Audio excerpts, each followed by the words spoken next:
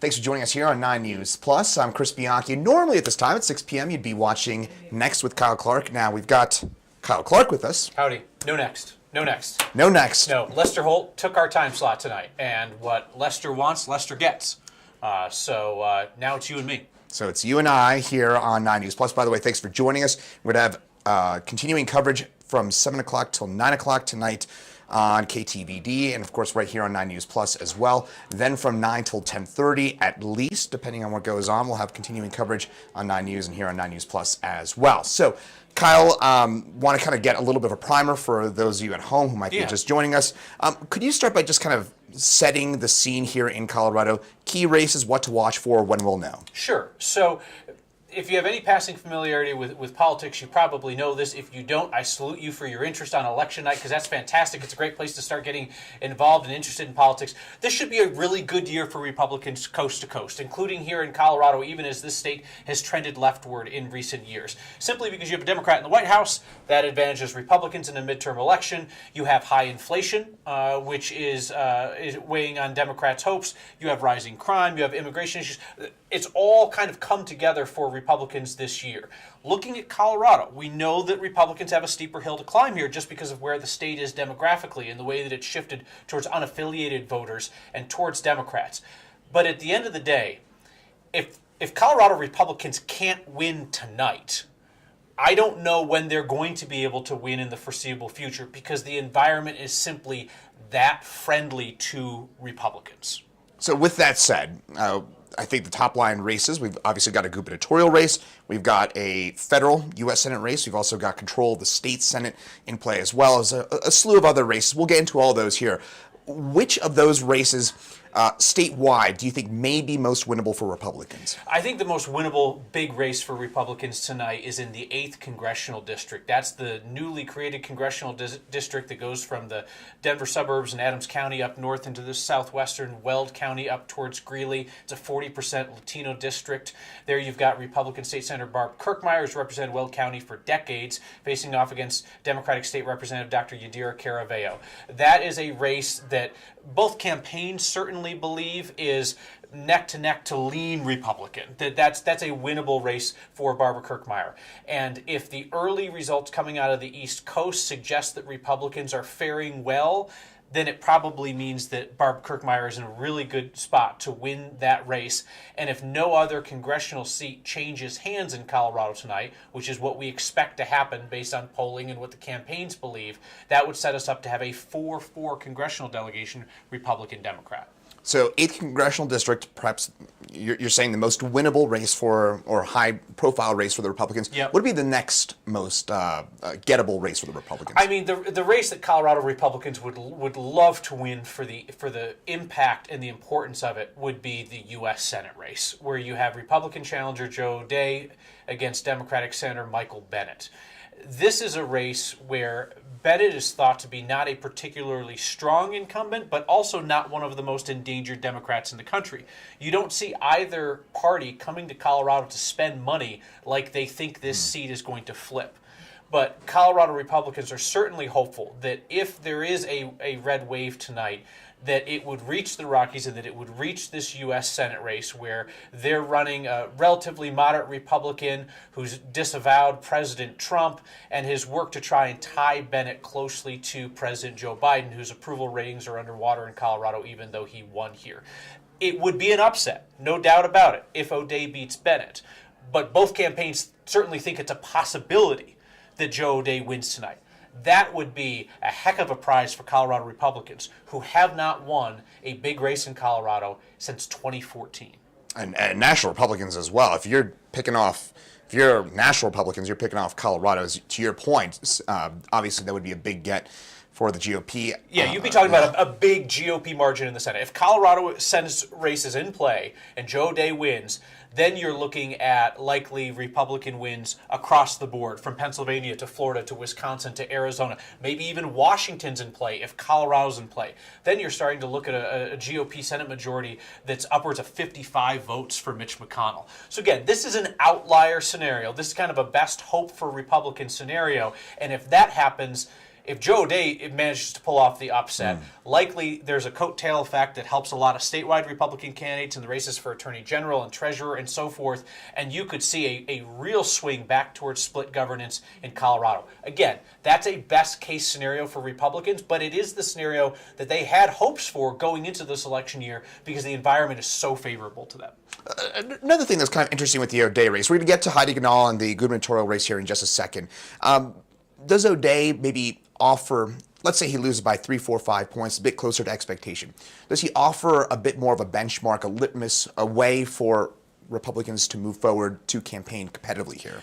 I think that makes a really good point because of the fact that you're going to have two high-profile statewide races run by Republicans with very different styles. I think we are going to kind of get a test for what works statewide for Colorado Republicans right now. I mean, Heidi Ganahl won her primary, promising to be the MAGA candidate that Colorado's looking for. Then she tried to kind of moderate some of her positions, but in the last couple of weeks, she's chased a series of Trumpian-style conspiracy theories and has really kind of run a Trump-style campaign, calling the governor names and things like that, whereas Joe O'Dea has really tried to run a non-Trump-like race. Kind of more of an apolitical, aw shucks, I'm just figuring out this politics thing, come along with me, I'm just a regular guy. We're going to watch those two candidates run in the same election cycle, and we're going to get a taste of what kind of number can a Trump-style Republican, a Heidi Ganahl, do in Colorado versus a different kind of Republican, Joe O'Dea, do in Colorado. Maybe the answer is very differently. Maybe the answer is not all that different at all, because ticket splitting was much more popular in the past than it is today. If they don't run that far apart and they both lose, that's a bad sign for Colorado Republicans in a year like this. If Joe O'Dea significantly outperforms Heidi Ganahl, that signals to the party that there is a way forward toward competitiveness if you're not going to run somebody who's just going to run to the far right base. Well, is there, with that said, I haven't quite profiled the gubernatorial race yet. Is there any scenario where you see Heidi Ganahl running reasonably competitively? I talk maybe under 5% differential between her and incumbent Democratic Governor Jared Polis. That's tough to see. I mean, if you've ever been to one of the baseball games during the seventh inning stretch when they run the mascots around the outside and most of them fall down, there are stadium mascots that have run better races than Heidi Ganahl. And I think that there's a lot of Republican frustration at the race that she's run. At this point, she's hanging her hat on a Republican pollster who says she's 7 down. So if that's what she's saying, if she's saying, look, here's a Republican pollster who says I'm 7 down, that suggests that unless something huge happens tonight for Republicans, that's a very tough race for her to win. Okay. With that said, the reason you say that maybe some Republicans may be upset with her is that, in a sense, could she be dragging down Joe O'Dea, Barbara Kirkmeyer, some of the more competitive ones? It's possible. I mean, technically, O'Dea is the top of the ticket, and then the governor's race, Ganahl, is the next one down. But certainly, somebody running for governor in the state of Colorado the governor in our state gets a lot more attention than the senators have, typically in the past. Like John Hickenlooper's in the Witness Protection Program now because he's in the U.S. Senate. We used to talk about him all the time when he was the governor because he was doing stuff, in the same way we're always talking about Jared Polis. Add on top of that the pandemic, where the governor looms so large in so many decisions. We're constantly talking about what the governor does. So it's such a high-profile race. Even if maybe the Senate race is the bigger prize for Republicans, the governor's race just looms so large over everything, and the fact that Jared Polis is the face of the Democratic Party in Colorado. So taking him out is something that Republicans have fixated on. So you got Heidi Ganahl in that race, who Republicans will privately tell you has just run a terrible race from start to finish. I mean, she had to swap out lieutenant governor picks when one of them apparently backed out. Her campaign launch was a mess, and it's been conspiracy theories down the finish. So that you can't help but say that kind of a disastrous top of the ticket race isn't going to have some deleterious effect on Republicans down the ticket. What kind of effect? We're going to find out tonight because we're going to see the numbers. We're going to see how Ganahl performs versus other Republicans running in statewide races, whether it's Joe O'Dea or whether it's John Kellner in the AG's race, Pam Anderson, Secretary of State's race, Lang Sias in the Treasurer's race. By the way, we say this at 6:11 Mountain Time here on this Tuesday night. As a reminder, for those of you who have not voted yet, you still can go and vote. You register tonight. Yeah, you can register tonight in person. You have to go in person to do it. You go in person. You got till 7 o'clock. If you're still waiting in line at 7 o'clock, you will still be allowed Stay to in line. stay in line. Just go and vote. Yep, stay in line. If you were in line at 7, you get to vote. If you have the mail ballot that's sitting on your kitchen counter, you just need to get that thing into a drop box by 7 o'clock before they lock those suckers off. And again, we have same-day registration in Colorado, so even if you're not registered to vote here, you can go tonight, right now, you can leave right now, go down there, just make sure that you're going to the county clerk's office or another polling place where you can actually cast a vote. You're not going to a drop box someplace. But this state makes voting easy. I mean, that's one thing you can say about Colorado. It makes voting easy, so if you want to participate, it's not too late. At 9news.com/politics, we've got a full list of where to go. Also, the state Secretary of State website has that full listing of places you need to go as well if you need to vote. With that said, one thing also that I think most people are pretty happy about here with the state of Colorado is we'll find out these results pretty quickly. Again, polls close at 7 o'clock. When do you expect the bulk of the results to come back in? You know, I think we should probably have those. We're going to get the first wave at 7 o'clock. Then we'll get a second tranche maybe at like 7:30 or 7:45, 8 o'clock. And unlike states like Pennsylvania, where elections officials are actually legally prohibited from starting the vote counting process at some point, the vote counting is already happening in Colorado and has been happening. It's just not a public process. The first announcement of votes happens at 7 o'clock. And it's really going to be a question of what are the margins in these races. If the margins are completely out of hand, then we're going to know some of these races early. If they're close, they're close. Because bear in mind, the whole state has been voting early. So it's not like some states where, you know, maybe it's the cities that report first, and those weight towards the Democrats. You know, maybe it's the rural areas that report first, and that weights towards the Republicans. We have a statewide early vote sample. Now, compared to 2018, Democrats, while both parties trail in terms of ballots returned compared to 2018, Democrats have a little bit of an edge. And the big question tonight is going to be, do we see Republicans close that ballot returned gap from noon until 7 p.m.? And Republicans will tell you they think that they can do it because there are so many voices on the fringes of the Republican Party saying, to overcome election rigging, vote at the last second. I mean, it's super specific, Chris. I mean, today, you've got folks out there saying, these are fairly prominent folks on the far right, saying, vote in person after 3 p.m. using a blue pen. And that's how you overcome the election rigging. So, if a bunch of people show up, you know, this is a black pen, blue pens in hand at 4 o'clock to vote for Republicans, then you could see a decent-sized Republican wave. Or a bunch of Republicans choose to drop off their mail ballots late today after holding them till Election Day. If that late Republican surge doesn't materialize, it doesn't look like a great night for them. Anything you can glean from some of the East Coast results? Looks like Florida's going to be overwhelmingly Republican at this point. Anything you can glean from those early results on the East Coast and apply them here in Colorado?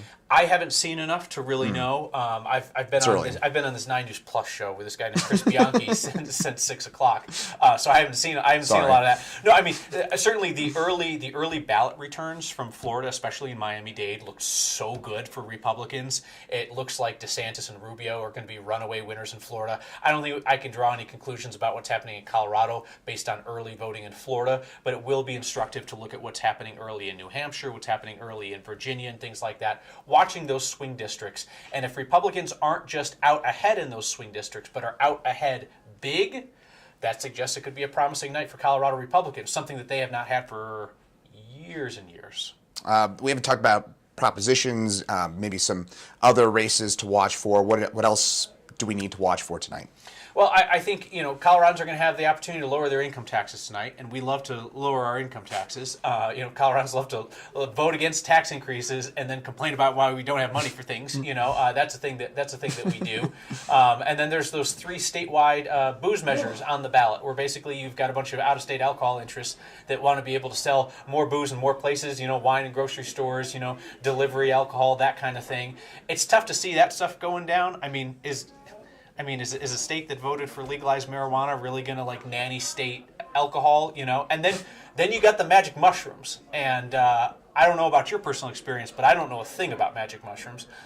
So I don't know where Colorado's going to come down on that, other than this is a state that has shown some flexibility in the past when it comes to loosening up rules around substances. I believe you referred to Props 124, 125, and 126, the 3 booze-related measures as? Yep. The 3-pack? What is it? Boozapalooza is what Boozapalooza. Boozapalooza. I think that belongs to Marshall Zellinger, my colleague. Marshall Zellinger did Boozapalooza. So Boozapalooza happening, so we'll be watching that. Any final things we should watch for tonight? I think just bear in mind that we aren't going to know right away at 7 o'clock if this late Republican surge came in Colorado. Okay. That's going to be the next round or the second round in of votes coming in. So avoid drawing early conclusions. You know, we're going to take a look at what we've got at 7 o'clock, and we're going to go from there. The good news is we are going to be live and commercial free on KTVD, Channel 20, also streaming here on 9 News Plus and on 9news.com. So we're going to have lots of time to just kind of talk through this very conversationally, go through the numbers with you. No need to shout or scream or get all excited about things. We're going to parse the numbers with you about what they mean. We'll have our experts on board, folks with experience in polling Colorado, as well as folks who have worked on campaigns in Colorado. Marshall Zellinger and I will be along for that as well. So we're going to have some time to really kind of chew through this thoughtfully and maybe avoid a rush to judgment. I'm sure people will be calm and measured, especially on social media. But without question. No doubt about that. But again, we do have that. Again, just as a reminder, we will be commercial free streaming here at 9 News Plus until 9 o'clock and also on KTVD Channel 20. And then from 9 until at least 10:30. If we need to go later, we will on 9 News as well. So again, a lot of different ways to watch us here on 9 News Plus. But Kyle, thanks for joining us here on 9 News Plus for a bit of a primer tonight. Yeah, thanks for inviting me inside the, what did you call this, the glass case of emotion?